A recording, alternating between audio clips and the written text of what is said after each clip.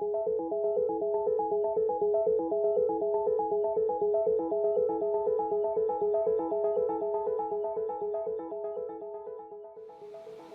jaký je váš příběh? Jak jste se seznámila s molekulárním vodíkem Recovery? Tak seznámila jsem se s ním tak, že se mi v červnu roku 2015 stal úraz ruky. A vlastně při sekání trávy se mi amputoval jeden prst a jeden jsem si teda uřezala tak, že mi tady zůstal viset na 3 mm. A bohužel jsem si nějakým způsobem, doteďka nechápu, jak k tomu traktoru čopla, klekla a opřela se o ten buben, který byl tedy nastartovaný, ten traktor, a ty prsty se mi bohužel uřezaly. Bohužel ten jeden prst, který se tady amputoval, prsteníček, tak tím bubnem prošel.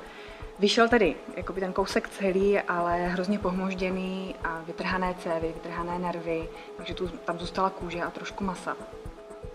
Takže byl obrovský problém, jak ten prst napojit. Když jsem se vlastně dostala do okresní nemocnice, tak tam mi naprosto striktně řekli, že jako vůbec neuvažují o tom, že by ten čtvrtý prst nějakým způsobem rekonstruovali, že prostě to není na co napojit, že mi přešijou kůži vlastně přes tu kost a ono se to časem jako nějak spraví, ale prst bych jako samozřejmě neměla ten koncový článek.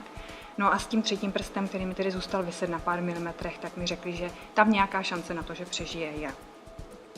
No s tím jsem se tak nějak jako nedokázala smířit, protože studuju práva, jsem žena, takže do budoucna by to pro mě bylo hrozně komplikované, celý život bych se za tu ruku styděla a byť jsou to jenom poslední články, tak si myslím, že bych celý život tu ruku schovávala. No, měla jsem obrovské štěstí, že se mi podařilo dostat na plastiku do Olomouce k týmu vlastně pana primáře Zálešáka, kteří, můžu říct, že mi ten prst zachránili, nebo že to byla ta prvotina vůbec, že mi ten prst přišili. Byť taky obrovsky váhali nad tím, jestli ten prst přišít nebo ne, protože když ho měli pod mikroskopem, tak opravdu říkali, že prostě tam žádná céva není. A že i když mi ho přiší, tak prostě ten prst nebude, ten koneček nebude vyživovaný, takže mi prostě odumře. Ale pořád jsem jako naléhala na to, měla jsem ten vnitřní pocit, že pokud jako se podaří po té operaci ten prst jako mít přišitý, takže pak už to bude na mě a na tom mém těle, co prostě dokáže udělat s tím, jestli ten prst přijme, anebo ne. Takže jsem tady s tímhle šla na operaci.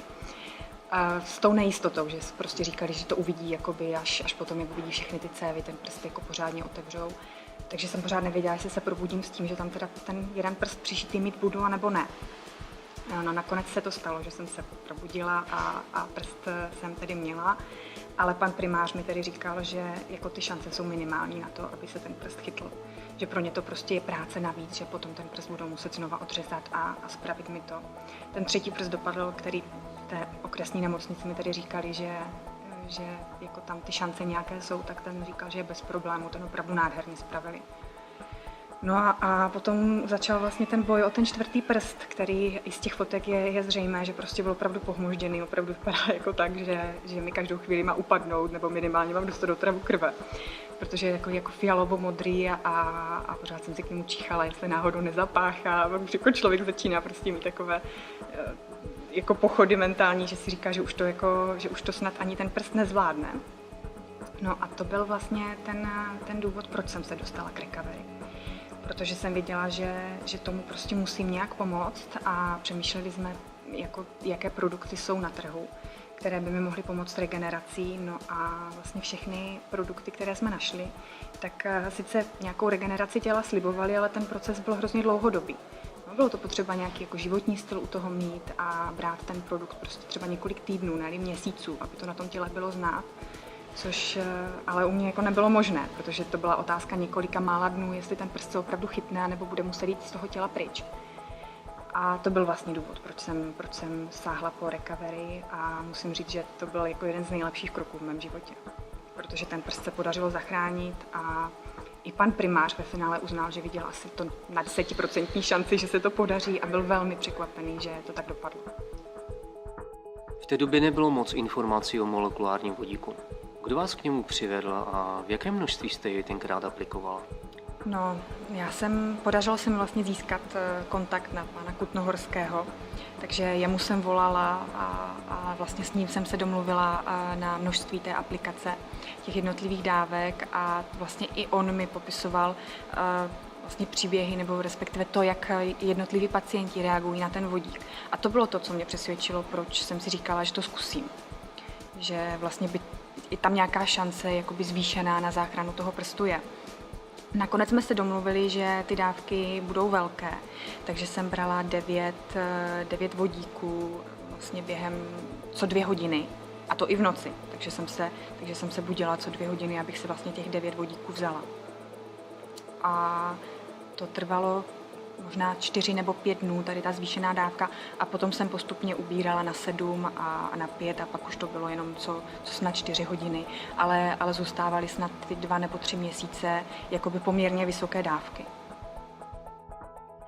Zpočátku léčba vypadala tak, že prst byl modrofialový. Já jsem si tady vlastně sama dělala převazy, takže 3krát za den jsem si prst pečlivě převazovala a dezinfikovala, takže jsem si ho taky fotila, abych viděla ty jednotlivé změny na tom prstu, jestli je víc fialový, nebo začíná být víc růžový, nebo je víc modrý. A musím říct, že i z těch fotek je evidentní, že to jako moc dobře nevypadalo ke konci, že on opravdu byl takový jako až lehce načernaný, fialový, ta kůže byla tvrdá. Takže i pan primář, když jsem jezdila vlastně za ním 2krát týdně, tak úplně nadšený z toho nebyl, protože opravdu ten prst nevypadal nic moc. Potom jsme se přibližně po 14 dnech se ta kůže vlastně lehce začala odlupovat, takže on jako říkal, že by bylo vhodné aspoň část té kůže odstranit a podívat se vlastně, co vypadá pod tou seschlinou fialovou, jestli tam vůbec něco je, nebo jestli ta tkáň začíná odumírat. No a když vlastně začal tu kůži oddělávat, tak nějak z nepochopitelného důvodu pod tím byla krásná růžová nová kůže. Což byl jako obrovský šok, protože opravdu to na první pohled takhle nevypadalo, že by prostě vevnitř se mohlo něco takového tvořit. No a postupem času se takhle vlastně sloupal celý ten prst, včetně nehtu. Byl růžový, ta kůže byla relativně měkká, byť jsem ji musela masírovat. Začala jsem v tom prstu mít cit, což s tím nikdo nepočítal. A postupem času mi dokonce narostl nehet. A vzhledem k tomu, že jsem ten prst měla amputovaný právě v nehtovém lůžku, tak ty prognózy prostě byly jasné, že jako asi s nehtem vůbec do budoucna nemůžu počítat.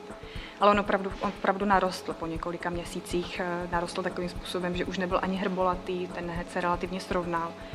A ten finální výsledek bych řekla, že byť tam nepatrný rozdíl proti pravé ruce je, tak minimální a určitě ne na první pohled znatelný.